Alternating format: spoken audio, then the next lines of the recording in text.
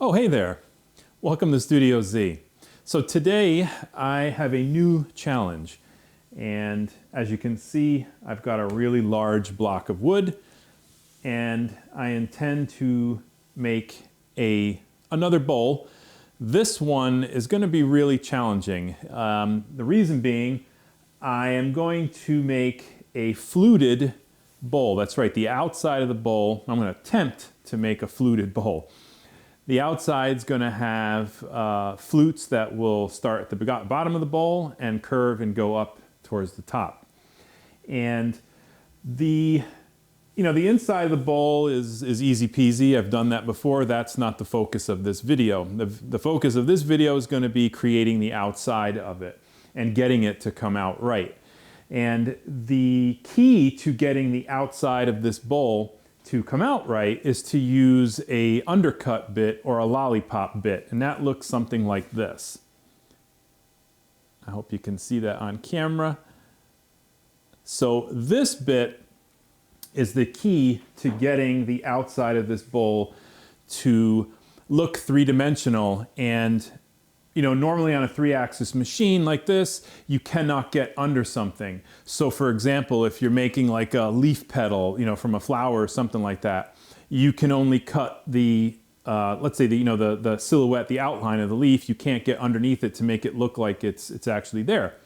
And this bit will actually aid you to create to a point. You can't get completely under something, but it will aid in creating a new depth, a new look to something where you can get a slight curve under something depending on the radius of the undercut bit that you're using.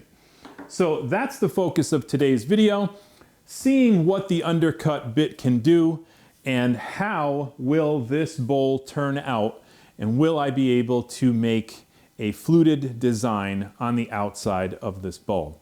All right, so let's head over to the setup and then we'll come back to the machine and we'll talk about the roughing. Okay, so I'm going to hold the block of wood to this sacrificial piece of MDF with 8 pieces of double stick tape. And I also wanted to show you how I locate, the corner of the block. This is crucial for the entire process, for both sides, both the top and the bottom of the block. And as you can see here, I just locate the corner and the machine automatically measures it for the X, Y, and the Z axis. And pretty simple. Just remove the clip and then the spindle will now go and it will measure the tool, which is actually the probe. And then it will enter all those coordinates into the computer and I will be locked in. I won't have to change anything, again. All right, so now that you've seen the setup, it's time to start roughing it. So let me take you in close and we'll have a peek at the roughing bit that I'm using. All right, so here's the roughing bit that I'm using. It's quite the beast, let me tell you. That's a 1/2 inch rougher. And I'll be going down about 3/8 of an inch on every pass. So I think I'm looking at about an hour, a little over an hour to rough out the inside of the bowl. All right, so now that you've seen the roughing bit that I'll be using, it's time to start roughing the block. And I forgot to mention, in case you're interested in how I made the block for this project, I will leave a link in the description, or you'll also see it posted at the end of this video. There'll be a link to the video so that you can see how I made the block for this bowl. All right, so with that, I'm just gonna show a few highlights of the carving of the inside of the bowl. There, again, they've been there before. This has been shown in other videos, so I don't want to be too repetitive with it. We're really going to be focusing a lot more on the outside of the bowl. All right, so let's get to it.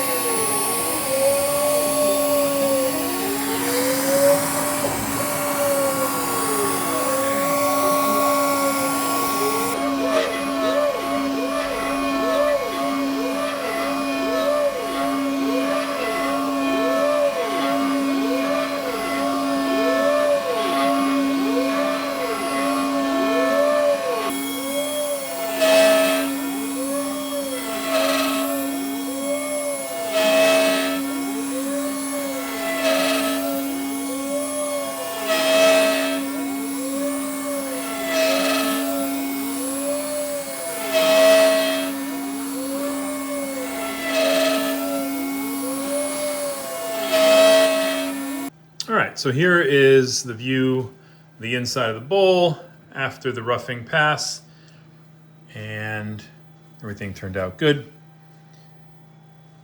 I will tell you that the roughing pass is quite chaotic.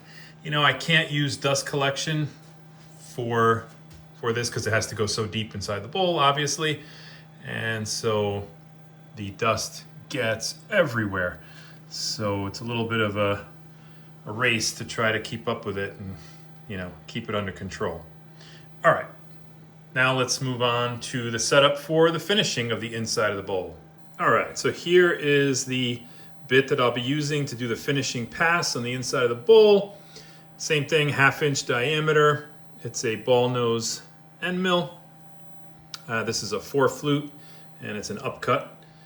So I'm looking at about 2 hours, a little over 2 hours to do the finishing pass on the inside. All right, well, let's get to it.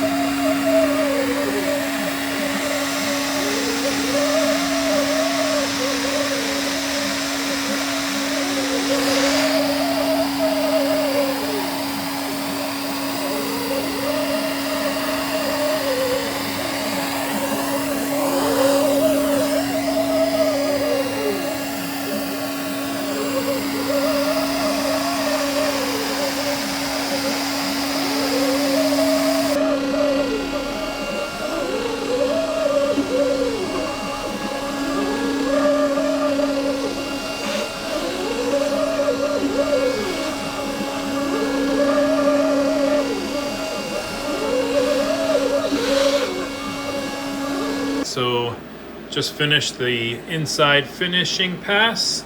Let's have a look and see how it turned out. Came out really nice. Absolutely flawless. Pretty hard to capture it in there, but yeah, turned out amazing. All right, so now that the inside is done, time to flip it over and start working on the outside. Let's look at the setup. Okay, so let me go over the setup for the outer part of the bowl. And I'm gonna start with my how I'm gonna tape it down to the table. And I painstakingly went and trimmed out the rim of the bowl with the woodworking tape. And then I also went ahead and taped around the perimeter for what will be the scrap afterwards. And the reason I did it like this is because in the roughing pass, when I complete the roughing pass, there's going to be 1/4 inch of scrap material left, and that's going to be my holding material that'll help to hold it down. Then once I do the finish pass on the outside of the bowl, that finish pass will then cut through the entire thing, and it will also cut into my sacrificial MDF, which I have on the bottom, by about, I don't know, 1/4 inch or less, something like that. And that will free the bowl. And, you know, I need to contain it, so that's the reason why I've got the tape holding the bowl itself, and then the scrap itself will be you know, kept in place. So not too difficult. And again, this woodworking tape is really, really strong. I really like using it, and I've never had a project move on me yet. So again, I can't say enough about it. And again, so for the outside, I'm just going to be using my 1/2 inch rougher like I did on the inside of the bowl. So I will, once I adhere this to the block, I will then relocate the corner again, just because it's been the next day, and so the Z has been lost. So I'm going to reestablish that, and then we'll get started on roughing.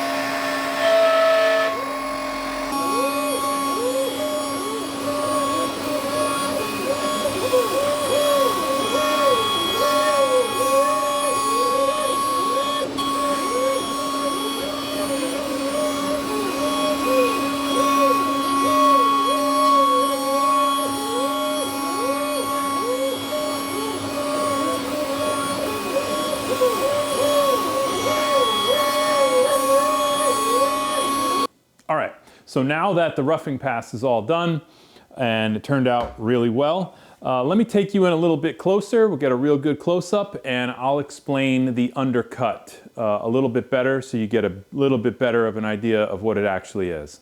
So let's have a closer look now to what's actually going on here with the undercut. And as you can see here, this is the roughed out surface of the bowl. And I've gone ahead and marked with a pencil here the area that's going to be undercut. There's also a small margin here, but it's really, really, really minimal. So this is the primary area where it's getting undercut all the way around on each flute. And the way to look at this is that the roughing end mill has not, cannot perform an undercut. So the way that you see it is just kind of like a curve, like a radius there. But this part of the flute right here is like a fin, and it's very much like a wave on a beach that is cresting over at the top, and it curls over itself. That's what's going to end up happening with this part right here, because all of this is going to get taken, much farther back. So it's going to be very much like a wave when it crests over on a beach. And the roughing end mill, like I said, can't do it, or even not a roughing end mill, but a straight ball end mill cannot do it, simply because you would collide with this ridge right here, and you would just remove it, so it would never get it done. So the way to do it is to use the lollipop or the undercut bit, and what it does is it comes in and it can hollow out that space, come back out over the ridge and go back down, hollow it out, and so on and so forth as it goes around. And it's the only bit that will perform an undercut, as you can see, because of the ball shape to it. So again, very cool technique here that you can use on a 3-axis machine to be able to get under something. And that's just in this kind of demonstration here on this bowl. It's used for other undercuts as well, but very handy, and you can expand your ability to make some really difficult cuts and some unique profiles with it. All right, so now that you've seen how it's going to work, let's actually get to start cutting it.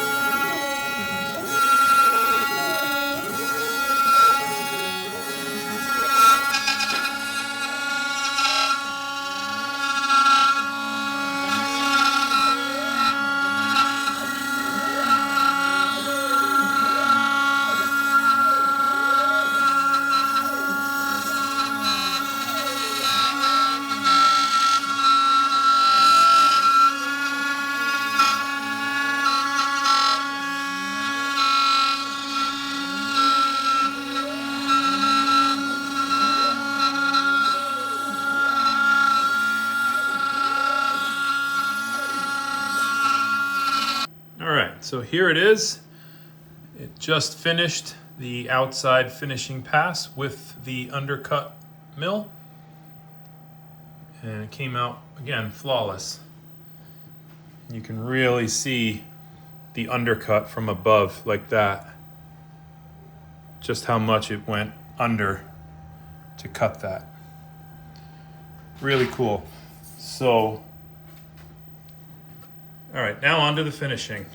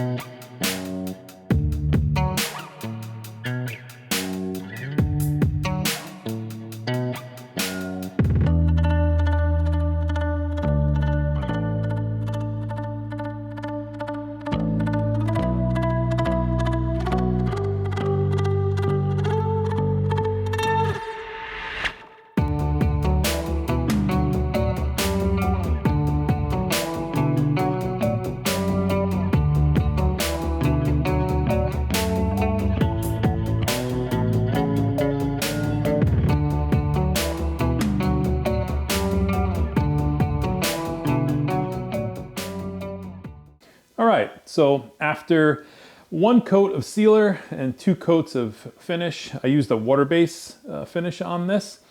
It is all complete. I also, on the sealer, I do want to note that I used a pigmented sealer, so it has a little bit of white pigment in it. And I wanted to try to keep this as natural as I could. I wanted to keep it really, really light. That was, my goal. And I'm really, really happy with the way this turned out. It was quite the challenge to design it and to come up with the tool paths to cut it and to make full use of a very special bit. So I know I learned a lot from this one, and I just wanted to mention that I intend on doing more stuff like this in the future. More organic kind of shapes, kind of irregular stuff that's really complex. That's what I really like to do. And I really want to, show you what these machines are capable of, and that, you can do a whole lot more with a CNC router than just cutting out, flat panels, making trays and signs and that sort of thing. Not that there's anything wrong with that, but, you can make really complex stuff like this. And that's what I intend to do, is show you more stuff like this. So I hope you guys enjoyed it. If you did, please be sure to hit that like button, give me a thumbs up, and don't forget to subscribe. All right, until then, I will see you guys on the next one.